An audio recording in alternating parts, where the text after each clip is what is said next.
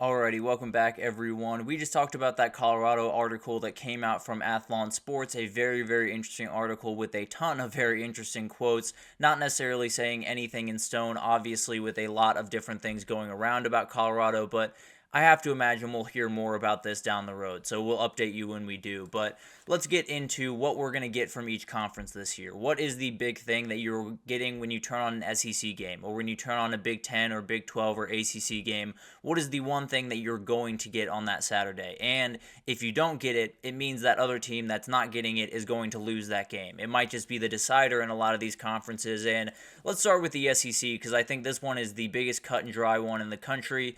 It's the quarterback play. It's going to be outright special in that conference this year. To my knowledge, or if you were to ask me, they do have the best two quarterbacks in the country in that conference with Quinn Ewers and Carson Beck, and they face off in Austin on October 19th. So cannot wait to see that matchup. Both those quarterbacks are as elite as it gets, and then you add matchups like Jackson Dart versus Carson Beck, Jalen Milroe versus Carson Beck, and Jackson Dart versus Garrett Nussmeier, a ton of ones that are really just a NFL scout's dream. There will be plenty of NFL scouts at SEC games watching these quarterbacks this fall, and I think there's a number of guys in this group that can absolutely make a run at this and be possibly the one that elevates above the pack. And frankly, I think whoever has the best quarterback in that conference is going to be the one taking home the trophy in Atlanta at the end of the year. So I do think this will kind of be the decider here, and the guy that I'm watching most closely is Jalen Milroe. I've talked about this before, and I've said he's the most powerful guy in that conference, and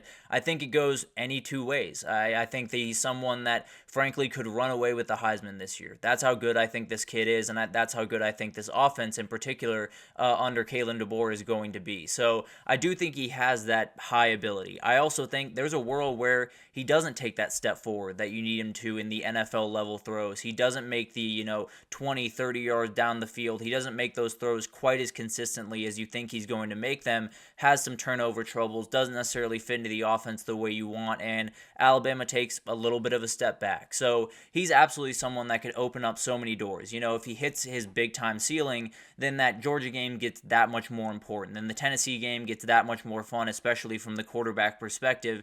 And then there's a ton of other guys that are going to add to the fun of this, where you have Garrett Nussmeier at LSU, who I think is going to be a ton of fun to watch. Jackson Arnold has all the talent in the world to sling the ball all over the field. Connor Wegman at A&M could be a first-round NFL draft pick if he puts it all together this upcoming year, but everyone's watching Nico Iamaleava. Everyone wants to see what this kid can do, and frankly, I think when you look at the long-term effects at least, I think you look at 2-3 years down the road, I think this might be the most talented quarterback out of the four I just named. I think Jackson Arnold is right up there, if I'm being totally honest, but Nico Iamaleava, I think, could win a Heisman, could be one of the best Tennessee quarterbacks to ever play. Right there next to Peyton Manning, I think, could be this kid. So I do think he has that talent about him. And then you had a kid like Graham Mertz, who's always going to execute. Brady Cook, who is as steady as can be and is going to make plays this year, especially with the wide receivers he has around him.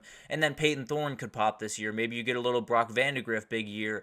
Maybe Diego Pavia comes into Vanderbilt and makes some really fun games out of it. But the reality is, when you tune into SEC play, you're going to see really good quarterback play, at least on one side of the ball. Maybe you won't see it on both sides, and the one you don't see it on, that will be the losing team 9 times out of 10. But I do think when you look at this conference, you have, in my opinion, the two best quarterbacks in the country. I think you have probably 4 of the top 6 to 8 guys in the country, and then you have guys like Nico Iamaleava, Garrett Nussmeier, Connor Wegman, Jackson Arnold that could all be top 15, top 20 guys at the end of the year if they can hit all the right notes. So it's an incredible conference, and pretty much every week you're going to have at least 2 or 3 quarterback battles that you just cannot wait to watch. But let's move on to the Big Ten, and I want to talk about the defensive masterpieces that we're going to get this upcoming year, the polar opposite of what you're going to get in the SEC. You are going to get Big Ten football. There's no two ways about that. There is going to be a lot of running, especially with the running backs there. That's actually another thing that you're going to get is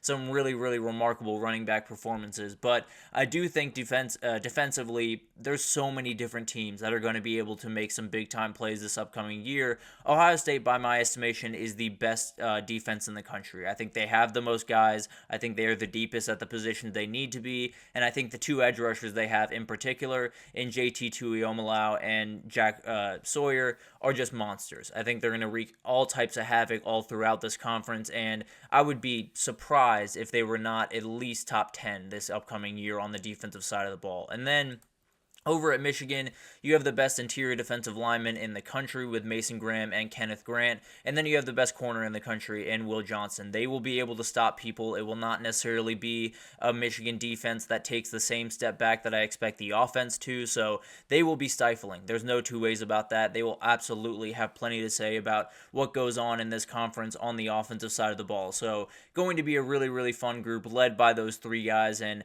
it's going to be really hard to get through them. I promise you that. And then you have some other teams out there. Penn State also has, in my estimation, the best defensive player in the conference, and Abdul Carter, among a ton of other really good players. Oregon's defense is just loaded with talent and frankly should at least be top 20 this upcoming year. But then you get down to Nebraska, who was number 11 last year and returns, I believe, 9 starters on that defense from last year. Absolutely ridiculous, and they're going to be a really, really good group this upcoming year. Iowa with Phil Parker is just set your clock. They're going to be a good defense. They're going to be able to make plays, and especially when you have the safety and linebacker duos that they have, they are going to be one of the best teams in this conference on the defensive side of the ball. And then you add a couple of teams that could take big time steps forward. I think Indiana is a team that'll be interesting to watch on the defensive side of the ball. Adding guys like C.J. West from Kent State, you added D'Angelo Pond, came over from JMU with Kirk Cignetti. So I do think there's enough teams that can make some leaps. I think Rutgers is going to be a really solid defense. USC obviously could make a big time leap under D'Anton Lynn, and you're going to see a ton of Big Ten football. You're going to see a lot of running the ball. You're going to see some low scoring games, and you're going to see some teams that are just going to have to play defensive masterpieces if they're going to want to win. So it's going to be absolutely incredible to watch, and I just cannot wait to get into the Big Ten season because it's going to be different, but it's going to be the same Big Ten. I can promise you that. There's still going to be some hard-nosed football played up there. But let's get into the ACC, and when you look at the ACC, you have Florida State, you have Clemson, you have Miami. You feel pretty confident that those are the teams. Those are the teams up top, and those are the teams that you expect to see in some form or fashion in Charlotte at the end of the year. But you have a ton of spoilers in here. I do think SMU, NC State, and Virginia Tech also kind of make their way up into the upper echelon at least a little bit. But you look at a team like Georgia Tech. I think that's the most interesting team to me because any given Saturday, they can beat any team in this conference. And I'm being totally honest. This offense can keep up with pretty much anyone in the country, and they have been able to do that every game of last year. They were really, really talented on that side of the ball, and it gives them the ability to pop on a certain Saturday and beat a team like Florida State or beat a team like Clemson and possibly make some noise this upcoming year. Now, the schedule itself is a nightmare, so I think overall they're not going to be able to make too much noise in this conference, but on a given Saturday, they absolutely can. There's going to be plenty of spoilers in this conference, and frankly, I think Georgia Tech is probably the biggest of the bunch. Then the other interesting one is Cal. I really want to talk about Cal because we talked about how far they have to travel this upcoming year. Well, people got to make their way out to Cal sometimes. So it's definitely going to be one of those things where they definitely do have the advantage in the other way. And they have the best player on the field the majority of the time when they play these really tough teams. When you have Jaden Ott on the field, he is as special of a player in this entire conference as you will find. Now, they have Miami, they have NC State, they have Syracuse making their way out to California to play them. They win at least one of those games. I don't know which one. Syracuse would be the easiest of the bunch, obviously, but they will win one of those games, and it'll be because of the travel. It'll be because Jaden Ott is an absolute beast. It'll be because some of the different playmakers they got on the outside, like Tobias Merriweather from Notre Dame. But I do think they have enough players to win one of those games and possibly ruin a season for North Carolina State or for Miami or for maybe even Syracuse. So it'll be really fun to watch that. And then finally, I want to talk about Boston College and Thomas Castellanos and Virginia and Anthony Colandrea. I think both of those guys are really talented quarterbacks that could cause problems on pretty much any Saturday for a defense. Particularly Castellanos is a guy that I think is going to have a huge year and is going to be a really, really fun player. And frankly, you could do all you can on the defensive side of the ball. He can find a way to get out of it and make a really good play. So I'm really excited to watch this guy play. I think Bill O'Brien's going to give that offense a little bit of consistency that they've lacked in the past, and I think having a quarterback like that could open up a chance for you to play spoiler on any given Saturday. So very much like the Eagles going into this year, I think they have a shot to make some noise, and I think that quarterback will be at the very center of it. But then finally, I want to talk about the Big 12. And frankly, what you're getting from the Big 12 this upcoming year is just chaos all across the board. There is not these big time gaps. You know, in the ACC, I think, and in the Big 10, frankly, I think you have these teams that are grouped up towards the top, and then you have these teams that are grouped in the middle, and then you have these teams that are grouped at the bottom, but you have division between them. The Big 12 doesn't really have that division. You have Utah and Kansas State up at the top. They're the teams that tend to be setting the pace and the teams that are the favorites to go to Arlington at the end of the year. Then you take a very small step down and you get to a team like Oklahoma State. They absolutely are right there with those teams. It's not like they are far off from those teams by any means, especially with a player like Ollie Gordon. So I do think they are a really fun team. And then you take a little step down and you get to Kansas, you get to Arizona, you get to Iowa State. None of those teams are really that far away from a Kansas State or a Utah at the end of the day, and a bounce of ball could make all of the difference. And then you take another step down. You got UCF, Texas Tech, TCU, and more. And then finally, the real one that makes this a total chaos conference is the team that is the biggest chaos in the entire college football world. Colorado can make everything go crazy this upcoming year. If this offensive line can block, let's say, a 50% clip higher than they did a year ago, they can cut the sacks in half, which might be a little bit